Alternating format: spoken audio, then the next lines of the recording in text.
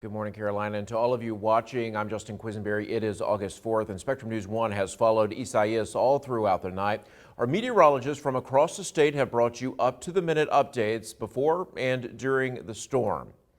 Now, let's get over to the weather on the One's Forecast Center. Lee Ringer, Scott Dean, and Katie Walls all join us. Lee, let's start with you. What can you tell us right now? For now, I'll send it back to the studio. And Caitlin, have you received any information about how that works with the shelters, given that we are in a pandemic? The idea is that we're not supposed to be gathering together, but obviously people need to get away from dangerous situations that they may be in at their home, or maybe they don't have power. Have you learned anything about that? This is not the news that we wanted to be sharing with you here at 11 o'clock, but we do have new Chopper 11 video to show you of the destruction. This is in Windsor, and that's in Bertie County. Take a look at this mobile home community. It was destroyed by a reported tornado. And I'm Justin Quesinberry. The body of Justice Ruth Bader Ginsburg has arrived at the Supreme Court in Washington, D.C.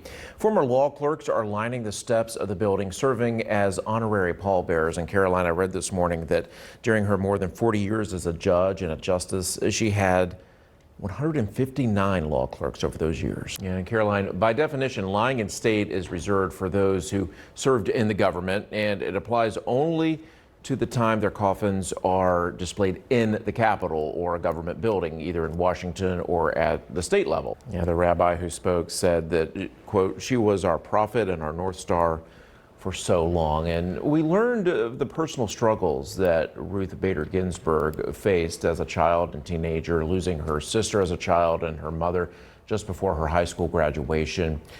Member of the Harvard Law Review and the top of her class at Columbia, Justice Ginsburg was unable to get a job as an attorney simply because she was a woman. One of her final statements to her granddaughter was that her most fervent wish was to not be replaced on the court until a new president was installed. But from what you just described and what we've been hearing over the last few days, it does not sound like that's going to be the case.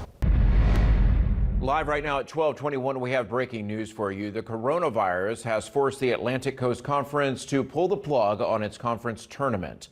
ACC leadership made that announcement moments ago. The league was set to play the remaining games today, Friday, and the championship Saturday, with no fans present for that. But earlier this morning, ACC Commissioner John Swofford said playing the tournament is what players would want. However, Swofford and the league now have reversed course. Again, the ACC basketball tournament is canceled.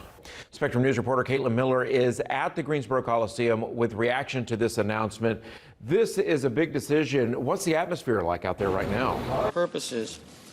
HR We've been listening to Senate Majority Leader Mitch McConnell speaking about yesterday's impeachment of President Trump. He spoke as the Senate awaits getting the articles of impeachment that the House voted on yesterday. McConnell said, quote, "The Senate exists for moments like this," and he said, "The Senate must put this right." Julie Frindak is in Morehead City, and that's where we will begin. Julie, around this time yesterday morning, you were across the bridge on Atlantic Beach, and there was just some gusty wind at that point. And as we see right there, some big changes, wow. Julie. You all right? Yeah, it's crazy. Things are getting better already with this storm. I'm surprised that the numbers are actually going down over the last couple of hours. Throughout the morning, Caroline and I were here, and the numbers kept going up. But we're to the point now where we're, at least for now, seeing those numbers come down. The North Carolina Department of Public Safety has compiled this website. They're checking in with all of these utilities that you see listed right here, and they have created this map, which is very handy to see where all the outages are and how many in each county. You can see the ones in purple right here are the ones with the most outages. Those, of course, are the coastal communities. And you can see that right now, Carteret County has 33,000 right now.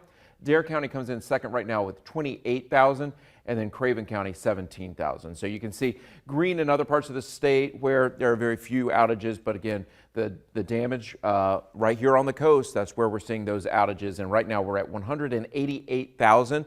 At one point we were seeing it at 230,000. So it's come down considerably. We'll see what those numbers do. It is certainly a very fluid situation. Caroline. President Trump addressed the nation last night, laying out his plan for combating the spread of coronavirus. One of his biggest announcements, a travel ban from Europe. Spectrum News reporter Christian Noguera joins us this morning from Charlotte Douglas International Airport with details on that ban. But first, we say good morning to you on this Monday, October 7th. I'm Justin Quesinberry. And I'm meteorologist Ariella Scalise. And what a change this weekend was. I feel like it refreshed you. You've got this new energy about you. Oh, maybe that's what it is. Well, I spent time in the mountains, which is always great, as you know. Mountains are energizing. They are. Well, I'm from the mountains, and that is my place.